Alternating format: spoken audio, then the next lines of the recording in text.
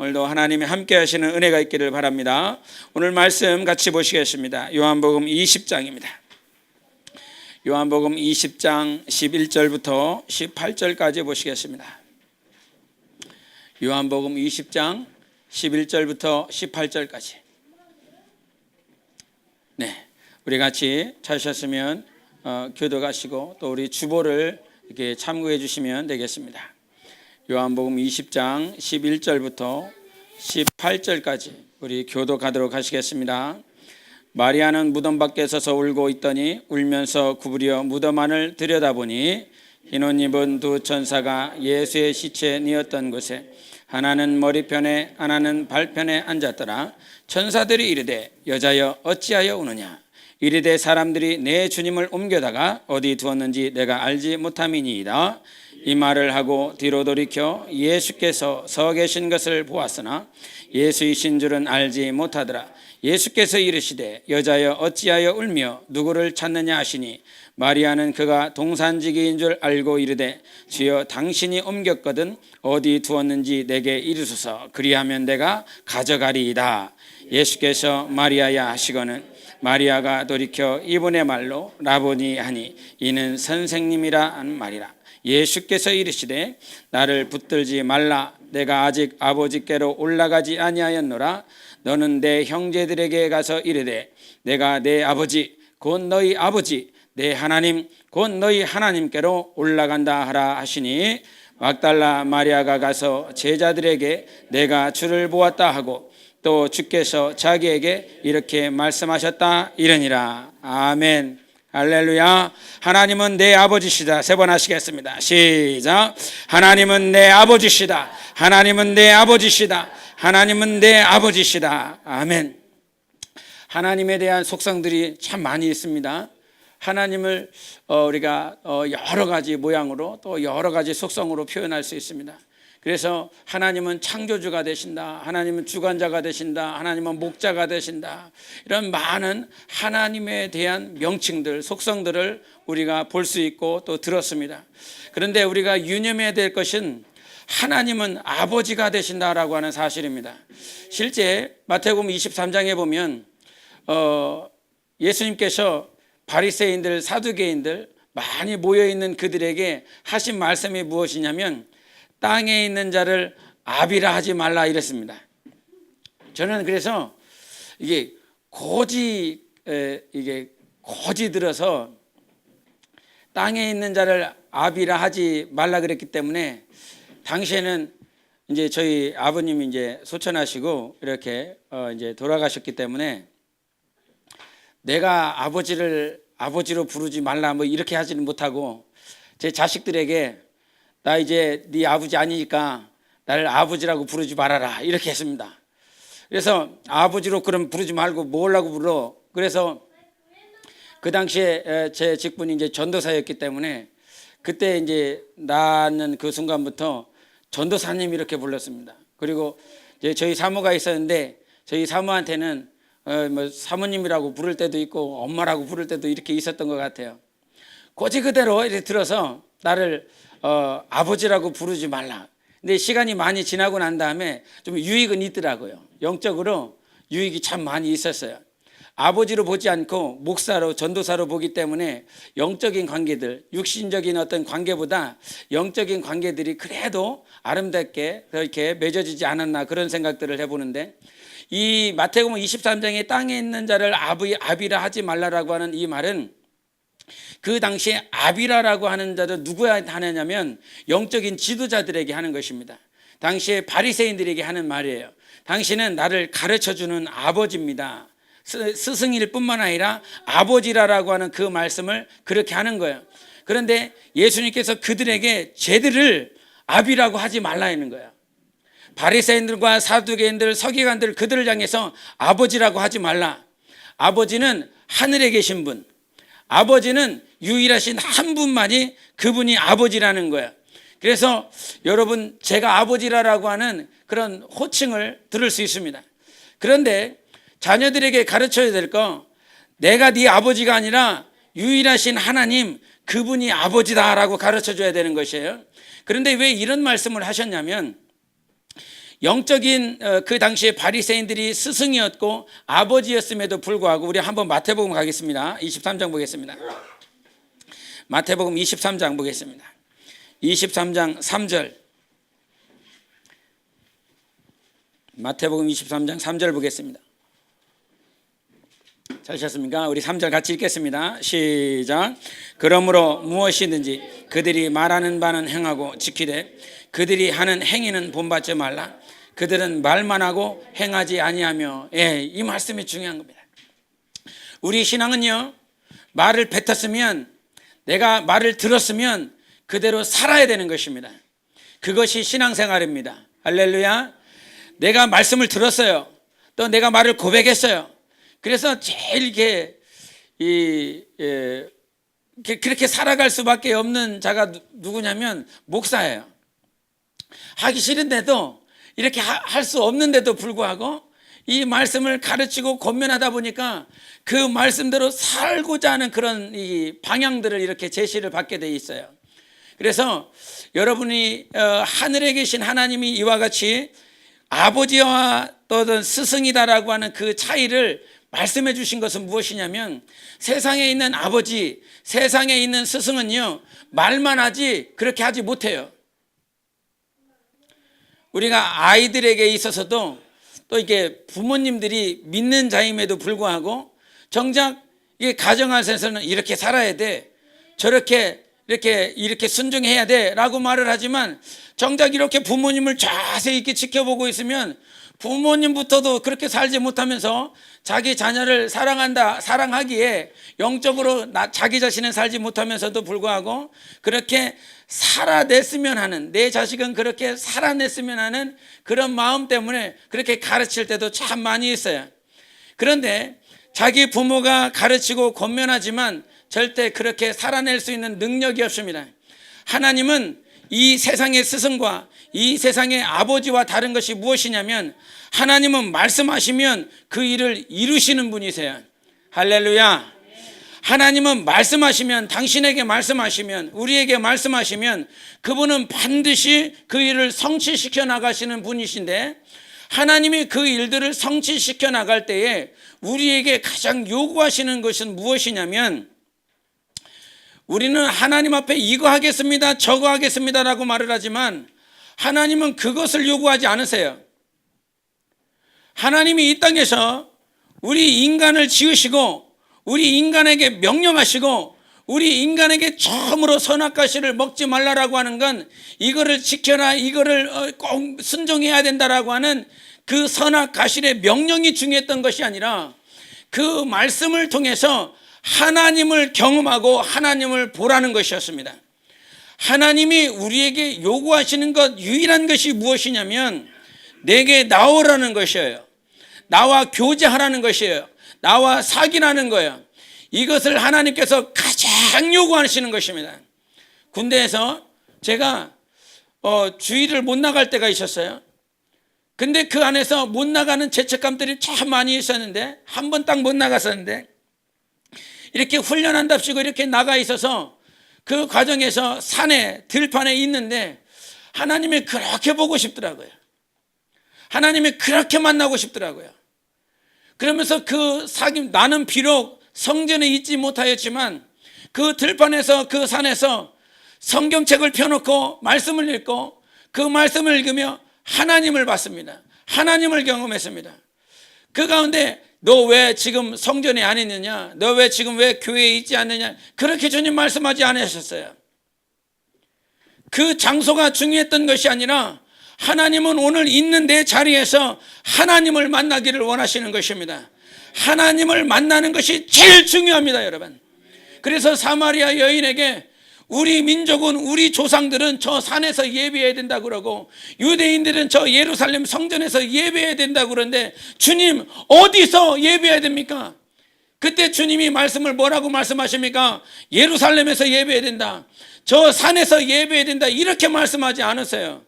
뭐라고 말씀하세요? 신령과 진정으로 예배를 드려라. 그 자를 하나님이 찾으시겠다라고 말씀해 주셨어요. 어디 장소의 문제가 아니라 장소가 어디 있든지 간에 신령과 즉 성령과 진리로 드려지는 예배가 중요한 것입니다. 그것이 하나님을 만나는 거예요. 성령으로 예배하십시오. 진리를 가지고 예배하십시오. 진리가 없는 곳에서는 예배가 되지 않아요. 사람의 감정이 선포되고 자기의 경험이 선포되고 자기의 이론이 선포되는 곳에서는 예배가 되어지지 않아요. 그래서 부단히도 기도하고 부단히도 하나님을 의지해야 되는 건 오늘 이 순간 여러분 안에 역사하시는 성령님이세요. 그리고 여러분 영혼에 들려지는 하나님의 말씀이에요. 사람이 말이 아니라 진리가 들려져야 됩니다. 진리가. 어떤 영혼이 이게 선교사가 되어졌는데 그 선교사가 되어지면서 자기가 간증하는 것이 그거였어요. 항상 수련회 가운데 전도사, 강도사, 목사님을 통해서 말씀이 증거되어질 때 로마서 12장에 있는 그 말씀을 이렇게 증거하더라는 거예요. 너희는 거룩한 제사를 드려라. 영적 예배를 드려라. 우리 한번 보겠습니다. 로마서 12장 찾아보겠습니다. 로마서 12장 1절을 우리 보겠습니다. 로마서 12장 1절. 로마서 12장 1절입니다. 같이 읽겠습니다. 시작. 그러므로 형제들아 내가 하나님의 모든 자비하심으로 너희를 권하노니 너희 몸을 하나님이 기뻐하시는 거룩한 산 제물로 드리라. 이는 너희가 드릴 영적 예배니라. 아멘. 이 말씀을 간증을 하시면서 이 말씀을 정말 귀에 못이 박히도록 들었다는 거예요. 예? 이 말씀을 듣고 또 듣고 그런데 자기가 수련회를 갔는데 그날도 이 강사가 자기 담임에 있었던 전도사가 또 이렇게 서더라는 거예요. 다른 초청 강사가 왔었으면 하는데 또 같은 전도사가 또 서서 또 같은 어투 또 같은 분위기 그 말씀에 서서 증거하더라는 거예요. 아, 또 같은 전도사네. 그러면서 이 마음에 이렇게 그냥 내려냈다는 거예요. 아, 오늘도 똑같겠다. 그런데 그 말씀을 오늘 그 말씀을 이제 시작을 하는데 이 말씀을 선포하더라는 거예요. 하나님이 기뻐하시는 거룩한 산 제물로 드리라. 이는 너희가 드릴 영적 예배니라. 이 말씀을 듣는데 하나님께서 그렇게 뭐 그냥 이렇게 썬데이 크리스찬인 거죠. 주일날만 왔다 갔다 하는 그런 신앙인 거죠. 그런데 이 말씀이 자기에게 꽂히기 시작하더니 자기의 그 과거의 삶들을 비춰주더라는 거예요. 정말 하나님 믿는다고 그러지만 하나님과 상관없이 살고 하나님의 말씀과 상관없이 살았고 그런 자기 자신이 얼마나 더러웠었는지를 이렇게 보여주더라는 거예요. 그런데 이 말씀 하나가 자기 귀에 꽂히기 시작하더니 말씀은 하나도 안 들려. 이 말씀만 1시간 반 동안 계속 성령님께서 자기를 주장해 주더라는 거예요. 그래서 처음부터 끝까지 이 말씀 때문에 눈물만 계속 흘렸다는 거예요. 그리고 그 말씀으로 회개하고 계속 들었었던 말씀인데 이 말씀이 그 당시에 자기 영혼에 성령께서 가르쳐주고 깨닫게 해주니까 그것이 살아서 역사하더라는 것입니다. 여러분, 예배는요, 신앙생활은 계속 들었었던 말씀이에요. 창세기서부터 계시록까지 여러분이 저 조신양 목사보다 더 잘 알 수 있는 말씀이에요. 그리고 이 말씀을 신학적으로 더 여러분이 더 꿰뚫어 볼 수 있는 말씀이에요. 그러나 이 말씀은요, 성령이 가르쳐 주셔야 되는 거예요. 성령이 깨닫게 해주시는 거예요. 그래서 예배하는 곳에서는 정말 장소가 중요한 것이 아니다. 오늘도 우리 안수 집사님에게 예배를 시작하면서 이런 분위기를 이렇게 말씀해 주셨어요. 저도 너무 좋아요. 그래서 저희 사모가 이렇게 끝나고 나서 이렇게 어제 다 돌아가고 난 다음에 앉아갖고 둘이 앉아서 얘기를 하는데 이런 얘기는 이렇게 계속 예배를 드렸으면 좋겠다고. 장의자 아주 구질구질한 거 좀 빼고 그냥 없애버리고 그냥 이렇게 앉아서 이렇게 테이블을 하고 좋다고. 이게 너무 이렇게 좋은 거죠. 그래서 제가 한마디 했어요. 이거 풍선 다 떼봐. 다 뗐다고 생각을 해봐. 이거 다 뗐다고 생각, 다 아무것도 없다고 생각을 해봐.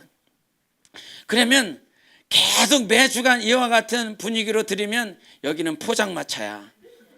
이거 포장마차 의자인 거죠. 이 가져온 테이블도요, 어디서 가져온지 아마 포장마차에서 가져왔을 거예요. 그 테이블도 그냥 커버만 써놓은 거예요. 이렇게 이렇게 한다 이 말이죠. 매주 드려지는 거, 같은 장소, 같은 환경. 아마 크리스찬들이 정말 주일날 가도 같은 교회, 늘상 섬기던 교회 가기 때문에 신선한 거 없지요. 늘상 만나는 사람 만나는 거지요. 또 오늘도 똑같은 환경 가운데서 만나는 거예요. 똑같은 시간에 만나는 거예요. 변화도 없고 신선한 것도 하나도 없어요. 그런데 어느 순간 눈물을 뿌리고 있는 자들이 있어요. 어떤 자들은 늘 형식적인 루틴에 의하여서 자리하고 있고 말씀을 듣고 있지만, 어떤 자들은 성령으로 말미암아 그 귀가 열려져서 하나님의 말씀을 듣고 감동하고 주님께 감사의 고백을 해요. 여러분, 살아있는 예배 드리기를 원합니다. 정말 영적 예배를 드리기를 원합니다. 영적 예배는 장소가 중요한 것이 아니라 우리가 얼마만큼 이 장소를 아름답게 꾸민 것이 중요한 것이 아니라 오늘 내 안에 계신 성령에 의지하여 드리는 것, 오늘도 선포되는 그 진리가 여러분 심령 가운데 씨앗으로 하나님의 말씀으로, 그 하나님의 말씀은 베드로 1장 23절 24절에 말씀하신 것처럼 우리를 거듭나게 한 것은 사람의 가르침이 아니었어요. 장소가 아니었어요. 어떤 새로운 변화를 주었었던 그런 환경들이 아니었어요. 우리를 거듭나게 한 씨는 하나님의 말씀이었다라고 그랬어요. 하나님의 말씀만이 우리를 거듭나게 하는 것입니다. 그 거듭나게 하시는 말씀으로 우리가 변화되었거든요. 그래서 하나님은 오늘도 똑같은 말씀이 우리에게 선포되어지지만 그 말씀을 통하여 하나님과 교제하라는 것입니다. 들려지는 그 말씀이 하나님과 사귀라는 거예요. 여러분, 출애굽기를 보시면 출애굽기 1장에는 이 애굽에 들어가 있었던 이스라엘 백성들, 그 이스라엘 백성들이 누구를 위해서 사냐면 바로를 위해서 살아요. 바로의 국구성을 짓습니다. 바로의 성을 짓습니다. 그러면서 계속 400여 년 동안 그 이스라엘 백성들이 자기를 위하여 사는 것이 아니라 바로를 위해서 사는 거예요. 애굽을 위해서 사는 거예요. 하나님께서 애굽에서 이끌어내셨어요. 광야를 지나게 하셨어요. 그 광야를 지나면서 출애굽기 40장에서는 뭘로 끝나는지 혹시 기억하십니까?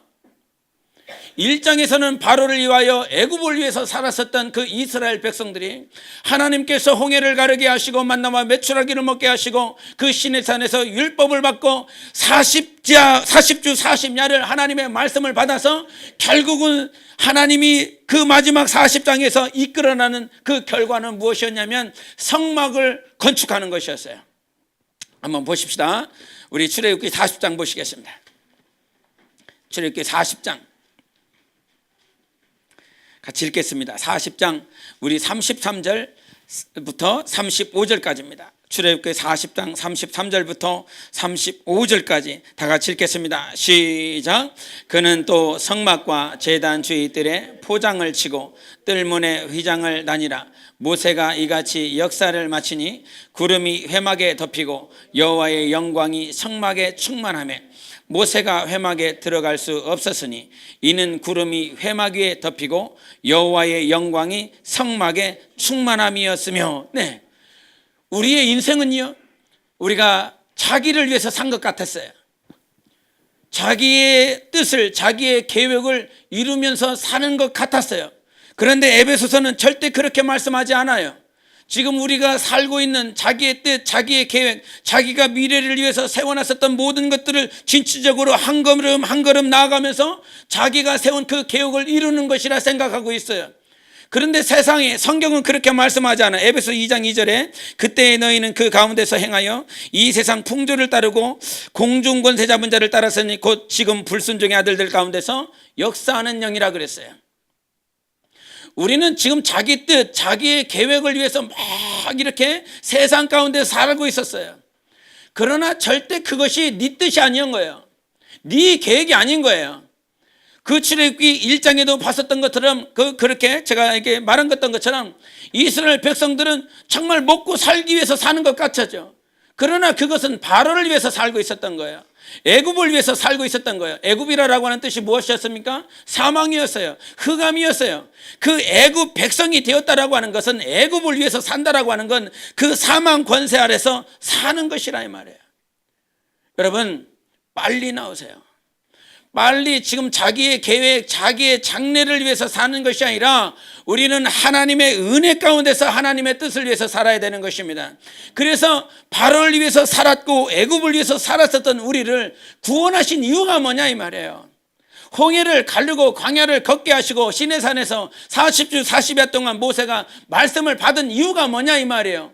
성막 짓는 것. 성막을 짓는 이유가 무엇입니까 여러분? 여기서도 35절에 말했던 것처럼 여호와의 영광이 임하는 것. 사람은 도저히 갈 수 없는 곳, 그 성막에 하나님의 영광이 임하여 하나님의 임재가 나타난 것이었습니다. 성막을 짓는 이유는 하나님께서 그 자리에 임재하시겠다는 거예요. 우리의 신앙이 철두철미하게 지켜야 되는 건, 내가 지난 한 주간 하나님의 임재가 있었는가, 하나님의 영광이 임했었던가. 성막을 만드는 이유는 그 성막 자체가 중요한 것이 아니라 여러분과 하나님이 교제하고 싶으신 것입니다. 여러분과 사귀고 싶으신 것이에요. 그래서 하나님의 사귐이 있는 사람은요, 감사할 수 있어요. 기뻐할 수 있어요. 아무리 환경이 어렵고 힘들어도 하나님이 만나주시면 그 사람은요, 웃을 수 있어요. 이삭을 낳고 하나님께서 이는 웃는 자다, 하나님이 기뻐하시는 자라 그랬어요. 그 마지막 때에 자기가 이제 정말 경수도 끊겼었던 그 아브라함과 그 사라의 태를 통해서 이삭이 나왔을 때 하나님은 그를 기쁘게 해주셨고 그를 웃을 수 있도록 만들어 주셨어요. 이것은 하나님께서 우리를 웃게 만들어 주시는 것이지 우리가 스스로 웃을 수가 없습니다. 우리가 가끔 이렇게 예배 드릴 때 정말 축복합니다, 사랑합니다 라고 말을 하지만 썩은 미소들이 있어요. 썩소라고 그러지요. 썩은 미소들. 이게 썩은 미소를 하고 싶어서 이렇게 되는 게 아니잖아요. 정말 웃고 기쁘고 감사하게 축복합니다, 사랑합니다 하고 싶잖아요. 한번 해보세요. 옆 사람에게 사랑합니다 해서요.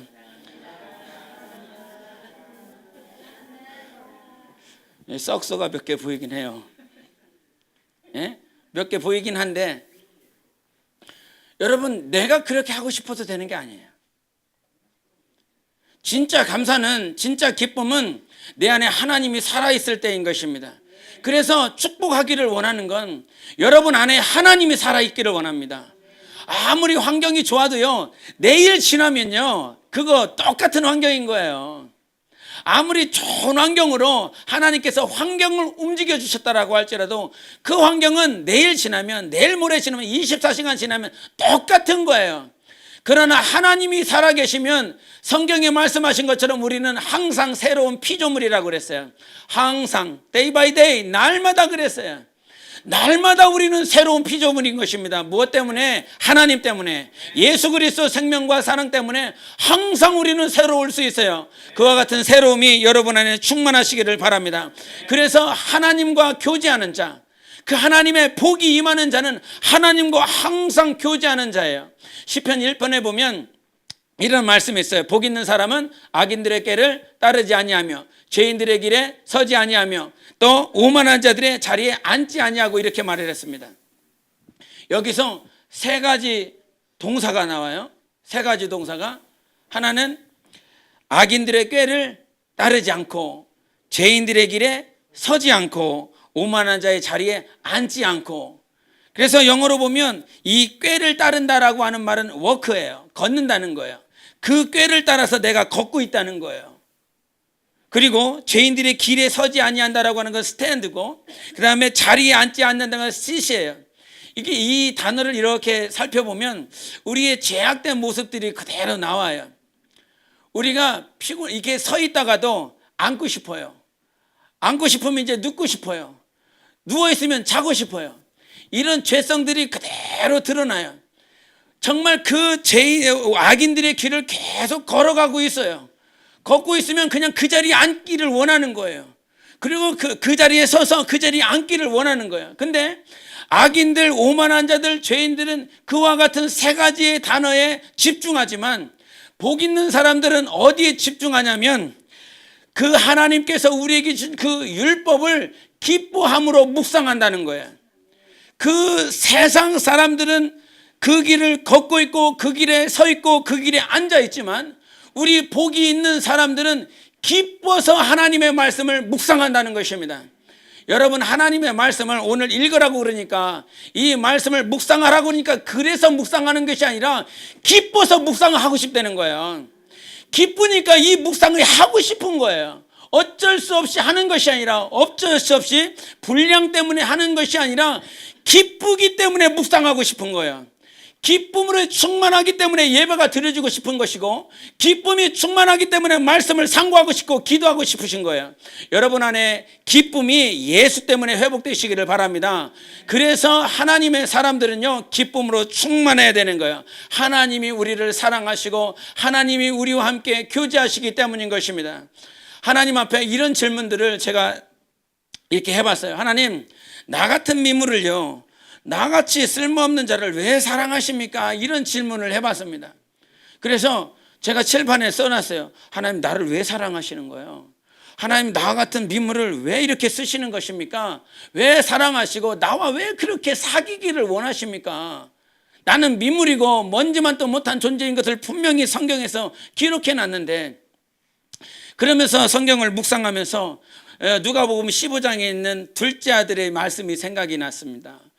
둘째 아들의 그 말씀이 무엇이냐면, 둘째 아들이 이제 다 나갔잖아요. 다 허랑방탕하게 썼잖아요. 그런데 허랑방탕하게 쓰고 이제 어디가 생각이 나냐면 아버지 집이 생각이 나요. 아버지 집이 생각이 나서 아버지 집에 돌아가고 싶다, 이런 생각을 하는데, 그럼 아버지 집에 돌아갔을 때 내가 아버지 볼 면목이 없을 거여서 아버지한테 뭐라고 말하지? 이렇게 생각을 하다 보니까 세 문장을 이 둘째 아들은 생각하더라고요. 첫째는 무엇이냐면, 나는 하늘과 아버지께 죄를 지었습니다 라고 하는 거예요. 나는 아버지께 죄 졌어요. 그리고 두 번째가 뭐냐면, 이제 나는 아버지의 아들이라 감당할 수가 없습니다. 그렇게 일컬음을 내가 감당할 수가 없습니다. 그리고 세 번째는, 나를 이제 종으로 보십시오. 요 세 문장을 계속 연습하는 거예요. 그 허랑방탕한 외국에서 내가 아버지 앞에 돌아갔을 때에 내가 아버지께 뭐라고 말하지? 나 아버지께 죄 졌습니다. 나는 이제 아들이라 일컬음을 받을 수 없습니다. 이제 나를 종으로 보세요. 계속 이 말을 되뇌이고 아버지 앞에 딱 갔습니다. 저 멀리 아버지 집을 향하여 가고 있는데, 아버지는요, 저 아들이 오고 있다라고 하는 그 사실을 알고 정말 아무도 몰라보는 그 아들을 알아보고 정말 그를 맞이할 준비를 합니다. 가까이 옵니다. 가까이 옵니다. 그가 모든 신발을 내어 던지고 그 아들을 맞이하러 가면서 부둥켜 합니다. 그리고 아들이 뭐라고 말을 합니까? 부둥켜 안고 뭐라고 말을 해요? 아무런 말도 못해요. 자기는 아버지를 보면 이렇게 아버지한테 죄송하다고 얘기를 해야지. 나는 아버지 아들이 될 수 없어요. 이제 그냥 저를 종으로 그냥 봐주세요. 그렇게 되뇌었었던 말, 그렇게 아버지에게 하고 싶었었던 말. 그런데 아버지는요, 그 말 하나도 안 들어요. 그 말이 필요가 없는 거예요. 그 말을 할 필요가 없는 거예요. 그냥 아버지는 안고 잔치를 준비합니다. 이 말을 이렇게 보면서, 아버지 왜 저를 사랑하십니까? 아버지 저를 왜 그렇게 만나기를 원하십니까? 이게 완전히 둘째 아들의 입장에서 그렇게 생각했었던 거예요. 나는 아버지 앞에 정말 부족하고 연약하고 쓸모없는 존재였다라고 하는 그 가치관, 그 말 자체가 아버지가 나를 봤을 때는 아무런 쓸모없는 말인 거예요. 그 말이 부당한 거예요. 아버지는 우리를, 나 자신은 때론 범죄하고 부족하고 연약할 때 정말 나는 이와처럼 하나님 앞에 날마다 범죄하는 존재구나, 무익한 존재구나 라고 말을 하지만, 하나님은 우리를 그렇게 보시지 않습니다. 하나님은 너를 내 아들이라고 말을 했습니다. 나는 너의 친구라고 말을 했고 잔치를 베풀어 주시는 하나님이라고 말씀해 주셨어요. 여러분, 내 가치관을 무너뜨리시기를 바랍니다. 나와 같은 미물을 왜 만나주세요? 나와 같은 미물과 왜 하나 되려고 하세요? 이게 아니라 하나님은 우리를 사랑하시는 존재인 걸 보는 것입니다. 아들인 거예요. 아버지 나를 왜 미물로 보세요? 저 세 번째 그 가치관에서 나를 종으로 보세요. 이건 완전히 틀린 거예요. 자기는 범죄하였고 아버지 앞에 볼 면목이 없었기 때문에 나를 종으로 봐달라고, 누구의 관점을 바꾸려고 하는 것입니까? 아버지의 관점을 바꾸려고 그러는 것입니다. 아버지의 생각을 바꾸세요. 내가 그렇게 아버지 기업을 가지고 허랑방탕하게 썼는데 나를요 아들로 보면 안 됩니다. 종으로 분명히 보셔야 됩니다. 우리의 생각이요, 우리의 언어가요, 우리의 행위가 아버지의 관점을 자꾸 바꾸려고 그럽니다. 아버지의 관점을 바꿀 수 없습니다. 아버지의 관점은 바뀌지 않습니다. 우리는 하나님의 아들인 거예요. 그 영광 가운데 서야 될 하나님의 자녀인 것입니다. 아버지의 관점을 바꾸려고 하지 말고 여러분의 관점을 바꾸세요. 여러분의 생각을 바꾸세요. 그 생각이 바꿀 때 여러분 안에 생명으로 충만한 것입니다. 하나님 오늘 우리에게 부활을 약속해 주셨습니다. 여러분 누가 부활할 수 있습니까? 누가 부활하면 로마서 한번 보시겠습니다. 로마서 4장을 보겠습니다. 로마서 4장 25절을 보시겠습니다. 로마서 4장 25절 같이 우리 합독하시겠습니다. 로마서 4장 25절입니다. 시작. 예수는 우리가 범죄한 것 때문에 내줌이 되고 또한 우리를 의롭다 하시기 위하여 살아나셨느니라. 아멘.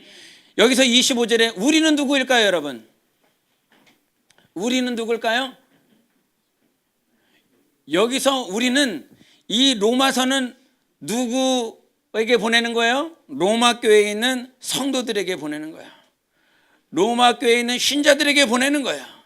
여기서 우리라고 하는 건 바울을 포함한 그 바울의 사역자들 뿐만 아니라 이 로마 서신서를 받고 있는 로마 교인들, 로마 교회에 있는 모든 성도들이 포함되고 있는 거예요. 즉 신자들은 오늘 우리 믿는 자들은 예수께서 누구를 위해서 죽으셨다고요? 믿는 자들을 위해서 죽으셨다고요. 우리를 위해서 죽으셨다고요. 그리고 누구를 위해서 살아나셨다고요? 믿는 자들을 위해서 살아나신 거예요. 우리를 위해서 살아나셨습니다. 그것이 의인 거예요, 여러분. 아버지의 관점을 바꾸지 마세요. 아버지의 그 가치관을 바꾸지 마세요. 내가 이렇게 한 주간 제대로 못 살았는데, 내가 이렇게 하나님 앞에 범죄했는데, 내가 하나님 앞에 신실하게 살지 못했는데, 하나님 나는요 부활은 이렇게 부당합니다. 나는 부활할 수 없는 존재예요. 이렇게 말하면 여러분은 진짜로 그 고백대로 여러분의 육신은 부활할 수 없어요. 믿음으로 고백하세요. 나는 부활할 수 있습니다.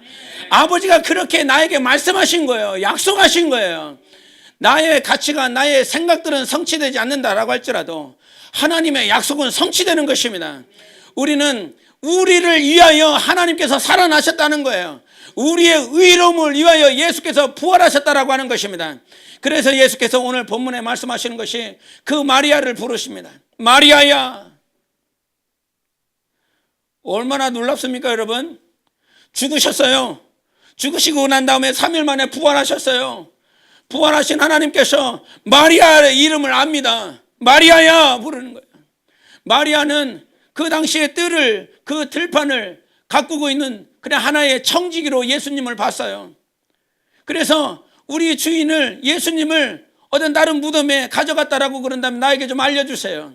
내가 그러면 그분을 찾아뵙겠습니다. 그렇게 예수님을 알지 못해요. 바라보지 못해요. 그런데 부활하신 예수 그리스도 죽으셨어요. 그리고 부활하셨어요. 이런 생각을 해봐요. 내 이름을 기억하실까? 내 이름을 부르실까? 주님은 죽으셨어도 나를 아셨고요. 부활하셔도요. 내가 누군지 알아요. 내 이름을 찾고 내 이름을 부르시는 분이 생명 되신 하나님이신 것입니다. 여러분 내 이름을 잊지 아니하셨어요. 절대로 우리의 이름을 잊지 않습니다. 내 이름은 생명록에 기록되었거든요. 예수 그리스도를 믿을 때에 네 이름이, 그래서 70여 제자들이 그 예수 그리스도의 이름을 의지하여 각 마을로 돌아가서 귀신을 쫓았어요. 그 귀신을 쫓고 질병을 고치고 돌아왔을 때 제자들이 기뻐합니다.